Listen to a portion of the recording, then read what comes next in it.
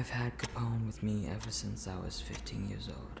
I remember that my 20-year-old sister, Sarah, brought up an app that she downloaded earlier at the dinner table one night. She had no idea how it does it, but hazarded a guess that it tracks you through your phone's GPS and sends you pictures of the places you've been with a really cute monster placed in the photo to make it look like it's following you. It didn't seem that weird. I recall that Google Maps could get a decent ground photo at the time, so just add Photoshop to it, and you'd have a gimmick. Plus, we knew it couldn't be a virus. The App Store checks every app for things like that before peddling it. The only thing I found legitimately off about it at the time was that it was both free and adless. Her explanation of it sounded pretty cool to me, so I asked Sarah to help me download it on my phone. She told me that while my old, hand-me-down flip phone did have something like an app store, it mostly didn't have mallow. Didn't stop her from looking though. Sarah was a good sister. She really could have told me to just get out of her hair, but she always took time out of her day for me, packing my lunch, playing with me, bringing me to R-rated movies that I was clearly too young for. I was lucky to have her as a legal guardian when our parents went away.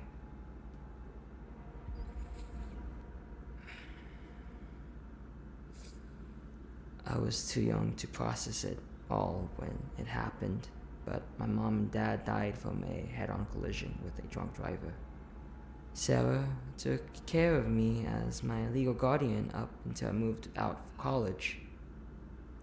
God knows where I'd be if she didn't.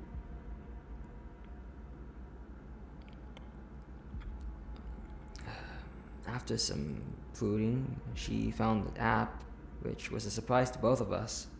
It was obvious that my phone didn't have any kind of GPS, but neither of us had any thought about it until much, much later. Soon enough, I received my first picture. I'll never understand the way Sarah saw the world, if that was her idea of cute. The photo was taken in my school's courtyard, with the creature I'd soon call Capone sitting on one of the benches.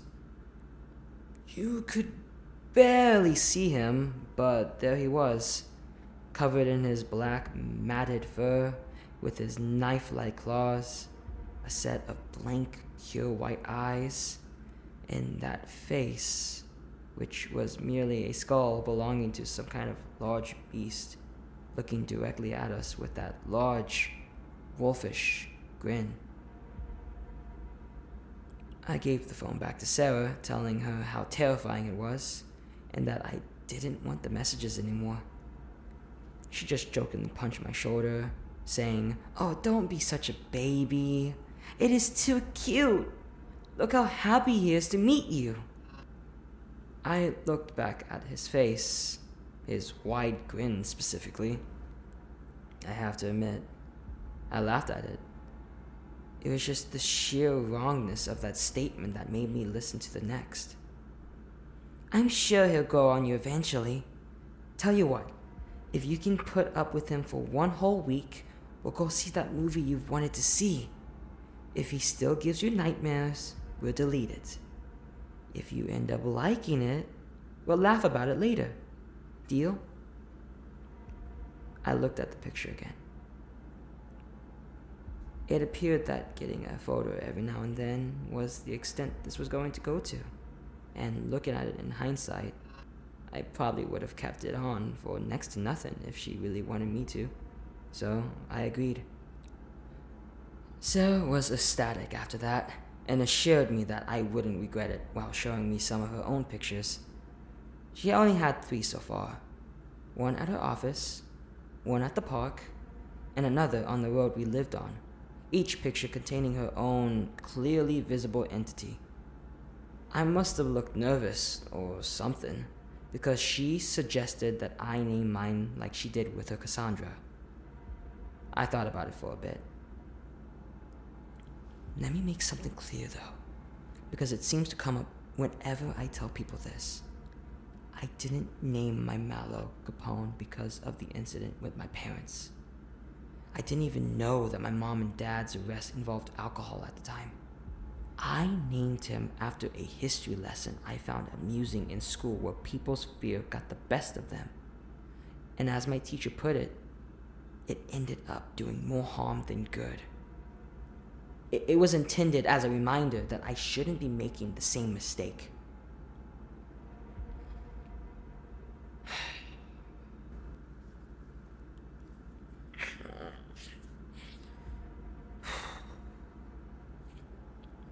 I saw a bit of light in this whole thing after giving it a mock title and thought it wasn't going to be that bad.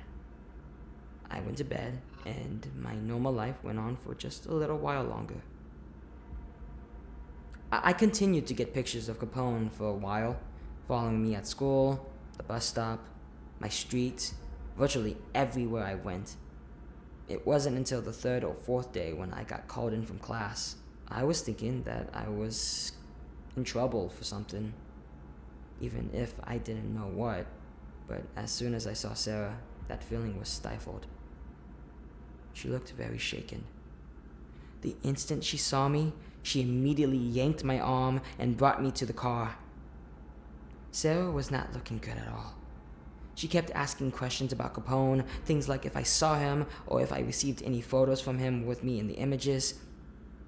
I haven't checked anything from today, but when I checked, there were 2.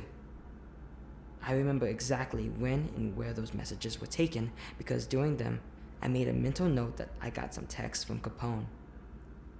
They've been sent as soon as they've been taken. Sarah knew that we were being pursued by something. She probably had no idea by what they were, and I knew she had no idea how they were doing it, but she knew that they knew where we lived. She couldn't figure out how to delete it. She said she tried everything but couldn't find a way to get it off. She couldn't even find where the app went. I'm not even sure what we were planning to do, but before we could even fully plan a course of action, I got another text. Sarah froze and stared at me, as if to say, don't look at it. If I didn't, I could have had a semi-normal life right now. It would have been over the news within the week, and we would have known. But I did it. I opened the phone, and there we were, just sitting there, with that fear-stricken look on our face. The photo was clearly taken from the hood of the moving car, giving us a clear view of what was behind us.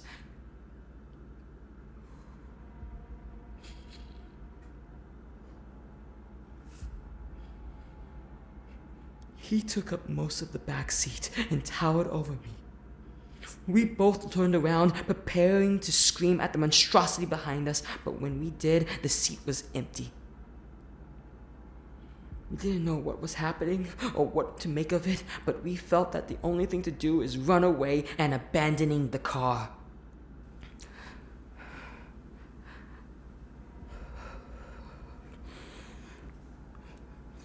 We hastily ditched the car, ran the rest of the way to the apartment, and locked the door behind us. We locked ourselves in the bathroom and waited. We just stayed there. Even when we got a message from Cassandra or Capone, Sarah would scream at them, asking why they were following us, and begged for us to be left alone. We felt helpless against them. All we felt we could do is just sit in the bathroom and hope they would go away. The room felt like our only safe haven until...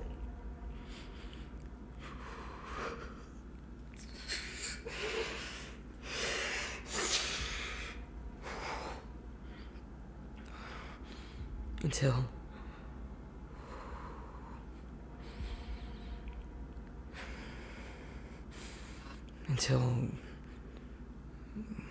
we were exposed to them for too long.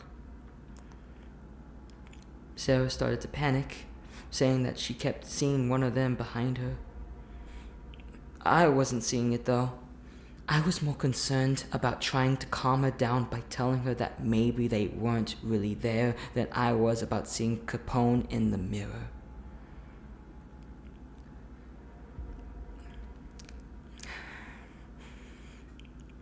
I convinced Sarah that we needed to leave the room out of necessity. We couldn't stay in the apartment forever, and if they wanted to get us, they would have done so already. We called the police, and here we are. We both got help, but I was the lucky one.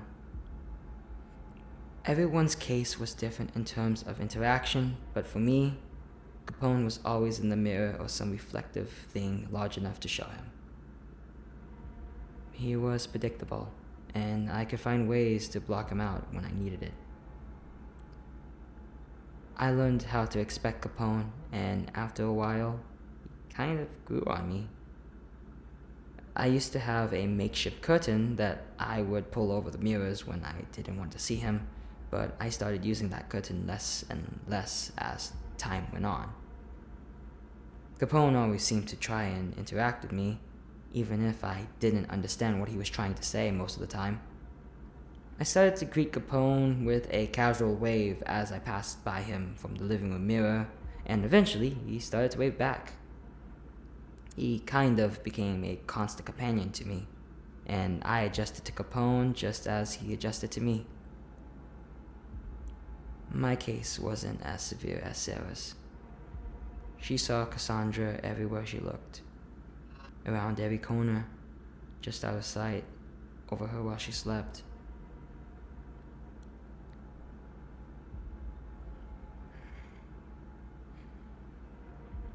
Sarah took her own life 2 years ago.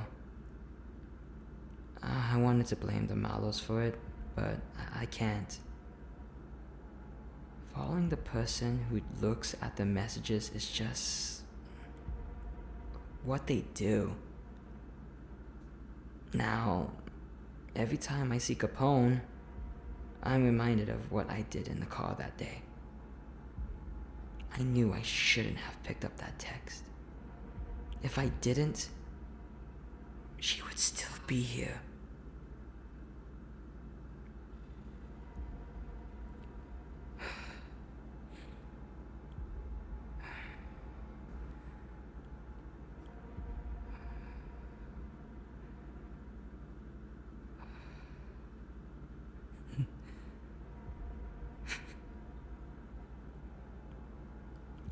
But then again, how would I have known?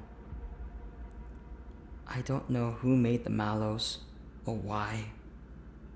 I don't even know if anyone actually made the app. Many things like it have been created naturally or have been given some kind of anomaly out of sheer chance. It would make so much sense if some physical thing was to blame, but there's none that I can legitimately find. None on the Mallows, none on me, just on chance.